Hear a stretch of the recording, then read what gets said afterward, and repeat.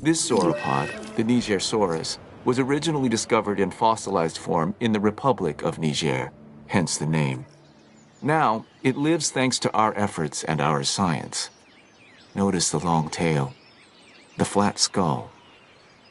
However, this dinosaur is smaller than some of its cousins. Now that we have them to study, perhaps we can learn why.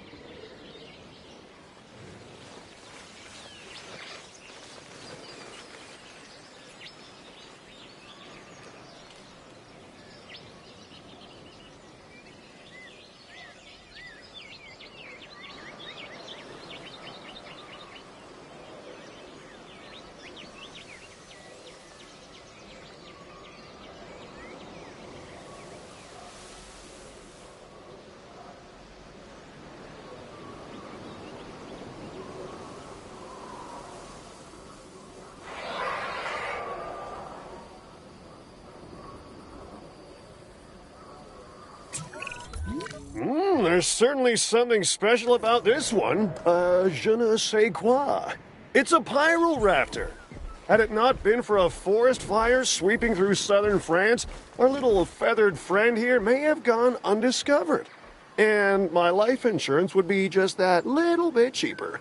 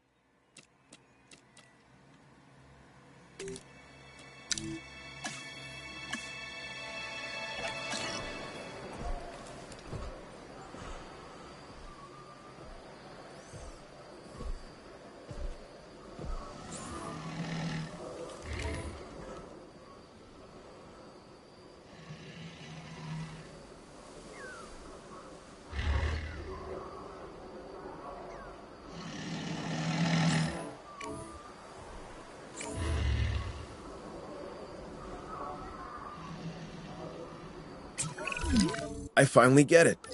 I finally understand why people have a fear of the dark. Once you peer into the shadows and see a pair of Dimetrodon eyes staring back at you, well, you'll be having nightmares for years. That's if you're lucky enough to walk away, because, believe me, not everybody is. Everyone knows I have a soft spot for this dinosaur, the Velociraptor, and they get a bad rap as far as I'm concerned. But if you imprint early enough, you can make real connections with them. Other than Claire, raptors are the most intelligent partners I've ever had. And like her, they can kill me in the blink of an eye. That's a joke. Okay, this is amazing. A baryonyx. These animals have very large claws on their first digit. This dinosaur also likes water, so take a moment to consider its needs when planning out a suitable habitat for it. The baryonyx was originally thought to be a scavenger, but now, With live animals to study, we can find out for sure. This is the Stygimoloch, and it is one hard-headed dinosaur. It has an armored dome crowned by horns. Despite this, it's a social and relatively docile animal, unless threatened. Then steer well clear of it. This dinosaur can do a number on its enclosures and bash its way through any number of obstacles. Take that into consideration when you're planning its environment. The Kentrosaurus is another of those spiky-backed dinosaurs. A dinosaur that relied on intimidation to keep the predators at bay. And failing that, a difficult meal to catch and chew. Think of it as a prehistoric porcupine. Now this dinosaur is something special. Well, they're all something special, but this one stands out because of the horns on top of its head. It's called Ceratosaurus. It kind of looks like a slightly smaller T-Rex, but its bite is probably about the same. Okay, this dinosaur is something special. Seriously, look at the size of this thing. It's called the Mamenchisaurus. This thing is one of the largest animals to ever walk the Earth. And now, thanks to the wonders of genetic engineering, it's doing just that again.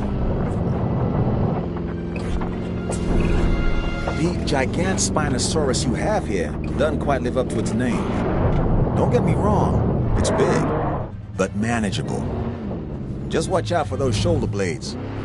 They ruin anyone's day. This dinosaur has a skull similar to a crocodile's, and a disposition that isn't that far off either. The Suchomimus originally fed on fish and small prey. Let's make sure it doesn't expand its diet into two-legged animals wearing collector t-shirts. The Changosaurus. Neat. Really great that we're bringing back all these fast, hungry predators. Even better that I get to stay in the office with locks on the doors.